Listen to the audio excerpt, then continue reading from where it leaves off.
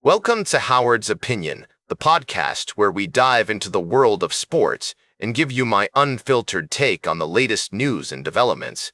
We're coming off a big year for Arizona State University, which just completed its second year in the Big 12 Conference. And what a year it was, with the Sun Devils taking home not one, not two, but four Big 12 titles. That's right, folks, ASU is making waves in the college sports scene, and I've got to say, I'm impressed. Now let's take a closer look at how each of the teams performed. The women's water polo team had a standout season, finishing fifth in the MPSF tournament and boasting 14 wins over nationally ranked foes.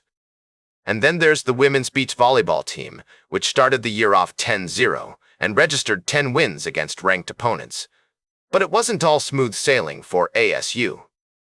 The men's golf team had a disappointing season, finishing 9th in the conference tournament and 21st at nationals. And the track and field team struggled, with only a few athletes making it to nationals and scoring points. Despite these ups and downs, I've got to say that I'm optimistic about the future of ASU athletics. With talented coaches and players and a commitment to excellence, I think we can expect big things from the Sun Devils in the years to come. We'll be right back with more fascinating sports news on Howard's Opinion. Welcome back to Howard's Opinion. We're diving into a fascinating intersection of sports and celebrity culture. I've got a great story to share with you all, straight from the world of NASCAR and the NFL. It seems that Kansas City Chiefs superstars Patrick Mahomes and Travis Kelce made a splash at the AIDailyPress 250 in San Diego, and NASCAR legend Dale Earnhardt Jr. is singing their praises. According to Earnhardt Jr., what's really impressive is that Mahomes and Kelce didn't just show up as part of some sponsored promotion.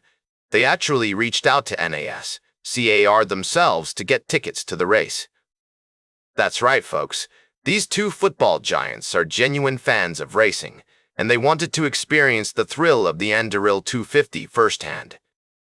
Earnhardt Jr. even went so far as to compare their appearance at the race to the kind of celebrity turnout you'd typically see at a Formula One event. And let me tell you, having Mahomes and Kelce in attendance definitely brought a new level of excitement and mainstream attention to the race.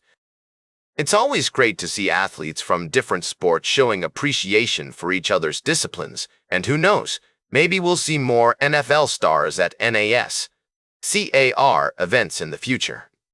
For now, it's clear that Mahomes and Kelce are making waves both on and off the field. Welcome back to Howard's Opinion. Today, we've been exploring a range of fascinating topics, and for our closing segment, I'd like to dive into the world of sports, specifically high school football in South Dakota. The Argus Leader recently published an article that caught my attention, revealing the top high school quarterbacks in South Dakota history. After a thorough voting process, the top 4 quarterbacks were selected, forming the Argus Leader's South Dakota High School QB Mount Rushmore. Let's take a closer look at these exceptional athletes. Lincoln Kienholz from Pierre tops the list, having broken the state's career passing yards record with an impressive 9,100 yards and 104 touchdowns in just 3 years.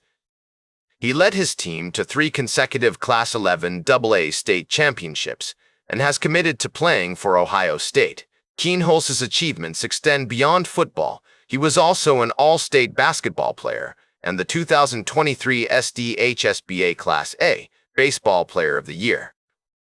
Next up is Austin Sumner from Brandon Valley, who rewrote the record books during his time at the school.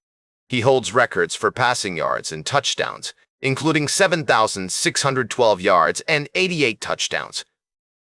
Sumner went on to have a remarkable career at South Dakota State, playing in 44 games and throwing for 9,458 yards with 65 touchdowns.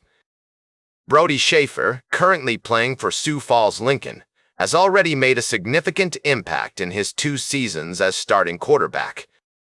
He's led his team to a 21-1 record, including a Class 11 AAA state championship, and has thrown for over 3,000 yards and 39 touchdowns in his junior year alone. Schafer is committed to playing for South Dakota State.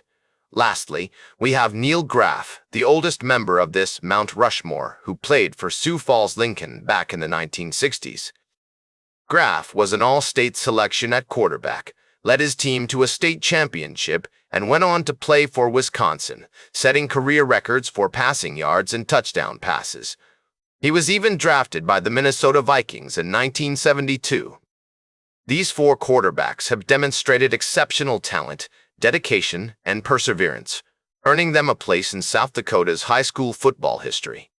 Their achievements serve as an inspiration to young athletes, showing that with hard work and passion, they too can strive for greatness. That's all for today's Howard's Opinion. Remember to like, share, and subscribe, and until next time, keep your head in the game.